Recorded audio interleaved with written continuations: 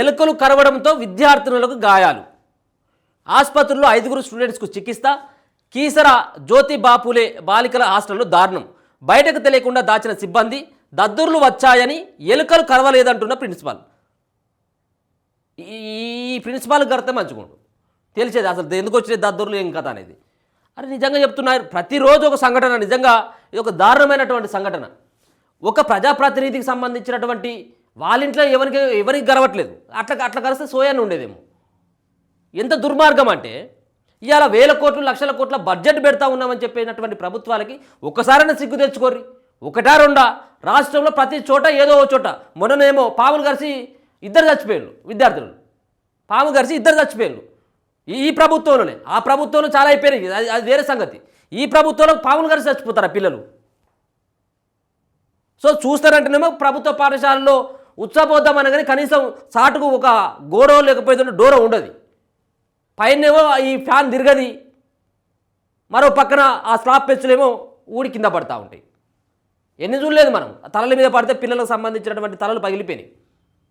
అటువంటి మరి ఇన్ని వేల కోట్లు పెట్టి ఈ సంబంధించినటువంటి వ్యవహారం మొన్ననే కదా ఏదో సంబంధించినటువంటి మెస్ ఛార్జీలు పెంచుతామని, డైట్ ఛార్జీలు పెంచుతామని చెప్పేసి ఒక పక్కన బాగానే ఉంది కాదనట్లేము. కానీ మౌలిక వసతుల సంగతి ఏంది?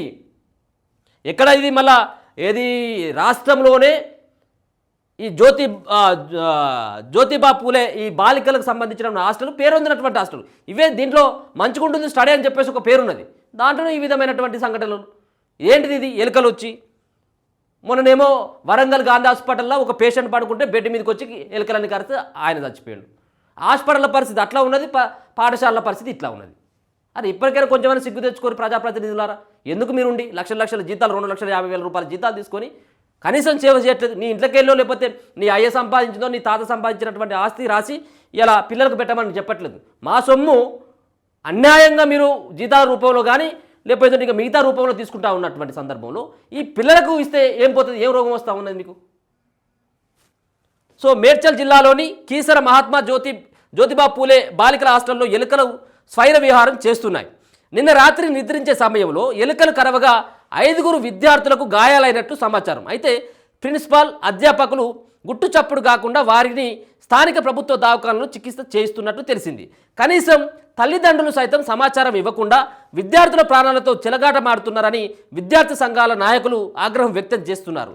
ఇదే విషయంపై గురుకుల పాఠశాల ప్రిన్సిపాల్ మహాలక్ష్మి మాట్లాడుతూ విద్యార్థులకు దురద కారణంగా దద్దుర్లు వచ్చాయని, ఎలుకలు కరచాయన్న దాంట్లో ఒక్కరికైతే దురద ఒక్కరికి వచ్చింది అనుకుందాం, దురద ఒక్కరికి వస్తుంది, 2 వచ్చింది అనుకుందాం, 5 ఎట్లా వస్తుంది ఒకసారి? ఇక మొన్ననేమో ఏది ఫుడ్ పాయిజన్ అయితే ఒక హాస్టల్లో ఓ మంత్రి మాట్లాడుతుంది కదా, మరి ఆ మేడం కొండ సురేఖ గారు అంటుంది కదా, ఇంటికా నుంచి అప్పాలు తెచ్చుకున్నారు, అప్పాలు తినడం వల్ల ఇట్లయిందని. ఇక ఇంకో మంత్రి మాట్లాడతాడు కదా, వేరే ఇంకో హాస్టల్లో ఇంకో ఫుడ్ పాయిజన్ అయితే ఆ బేకరీలో ఉన్నటువంటి ఏయో అడ్డమైనటువంటి తిండి తిని ఇట్లయిందని.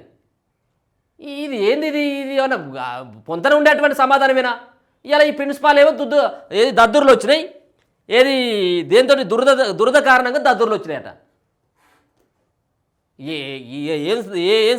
ఏం దీనికెళ్ళి తప్పించుకోవాలనేటువంటి ప్రయత్నం మనకు అర్థమవుతుంది. ఎలుకల కరచాయి డాక్టర్ సౌందర్య చెప్తాంది. డాక్టర్ కంటే నువ్వు ఇంకేమైనా చేసినావు? నువ్వు ఎంబీబీఎస్ డాక్టర్. మరి మేడం నువ్వు చెప్పాలి, ఎవరు ప్రిన్సిపాల్ మహాలక్ష్మి మేడం, అక్కడ డాక్టర్ చెప్తా ఉన్నాడు, సౌందర్యం చెప్తా ఉంది. గురుకుల పాఠశాలలో 5 విద్యార్థులను ఎలుకలు కరిచినట్లు కీసర ప్రభుత్వ ఆసుపత్రి వైద్యులు డాక్టర్ సౌందర్య తెలిపారు. వారందరికీ వైద్య చికిత్స చెప్పారు. మరి ఇప్పటికైనా బుద్ధి తెచ్చుకో. ఇప్పుడు నువ్వు చెప్పినటువంటి అబద్ధానికి నేనేమని చెప్పాలి? సస్పెండ్ చేయాలి నేను అసలు. అయింది కాక ఇంకా మళ్ళీ దీని మీదకి వెళ్ళి ఇంకా మళ్ళీ ఏమో సమర్థించుకున్నటువంటి ప్రయత్నం. ఇప్పుడు అయ్యావని వదిలేసి ఆ పిల్లలందరూ కూడా మీరే అయ్యావని చెప్పి మీ దగ్గరకు వస్తారు. నెలల పాటు అదే సంబంధించినటువంటి హాస్టల్లో ఉంటా అంటారు పిల్లలు మిమ్మల్ని నమ్ముకొని. లాస్ట్కు ప్రాణం పోయేంతవరకు కూడా చెప్పట్లేదు ఇట్లాంటి హాస్టళ్లలో. ఇగో ఎంత దారుణమైనటువంటి సంఘటనో మనకు దీన్ని చూస్తే అర్థమవుతా ఉన్నది. చాలా సిగ్గుసేటైనటువంటి అంశం. ఈ ప్రభుత్వానికి మంచిది కాదు అది.